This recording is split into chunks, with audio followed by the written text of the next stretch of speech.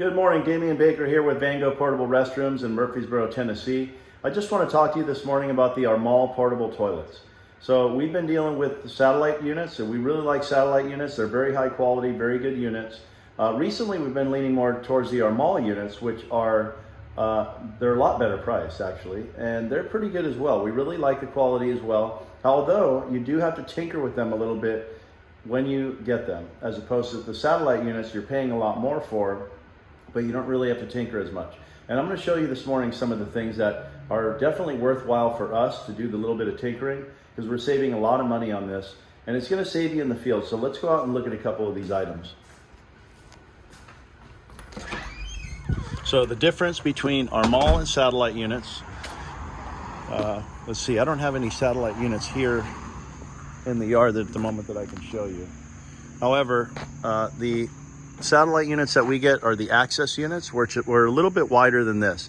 This is more comparable to what you would call a satellite global unit. But let's go over a couple of the items that you need to do pretty much right away when you receive these units in the yard, and that'll give you a lot of relaxation when you're not getting continual calls for little items out in the field that you need to tinker with. So first thing you want to do with these Armal units, you want to open the door and you want to tighten these bolts. Make sure these are tight and these are tight. So that's a necessity, because the people that assemble these, they just don't do a very good job, but that's okay. It just takes a few minutes to do this.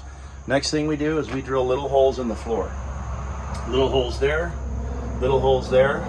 So we have two there, two there, two there, and two there. And what that does is when you're washing out the units, it allows the water to drain out. Now, certain areas of the country, you may not want to do that because you may have a lot of spiders, or you might be worried about certain things. For us, we're not worried about that here. So this works great for us. When we're washing down the units, the water runs right out those holes and the units aren't full of water when we drive away.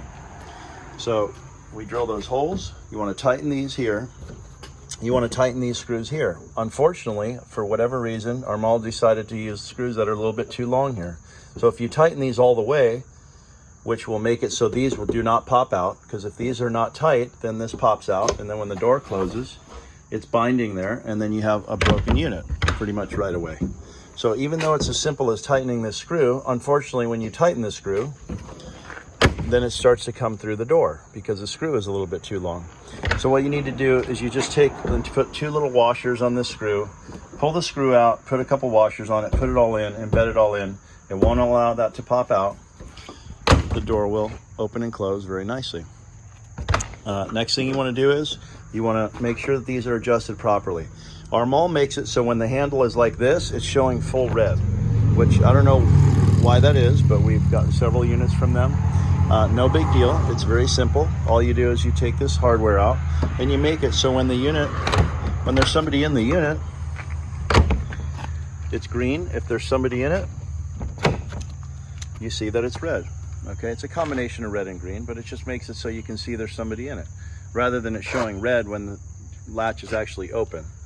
So that's one thing that we do, is adjust this. Second thing we do is we drill a hole here. That way when the unit is locked, because the handles tend to fall down in the field. So if people close the door, the handle falls, then it's locked. Armal does not have a hole there from the get-go. So what happens is then people are yanking on the door and they break it.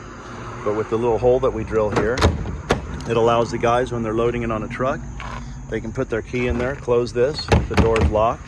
When they get to where they're going, they put their key in there, push it up, door opens, no problem. You can do that out in the field. A little bit of adjustment here. So they have a different type of lock as well, which is this type, which I really don't like. It's just a little smaller crescent moon.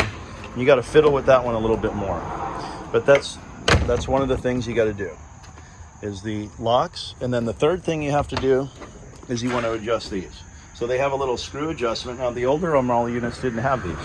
And what they do from the factory is they'll put them in and they have these fully protruding all the way out. So once the door closes, the only way you can really open it is by pulling really hard, and it flexes the whole unit and it almost feels like it wants to break.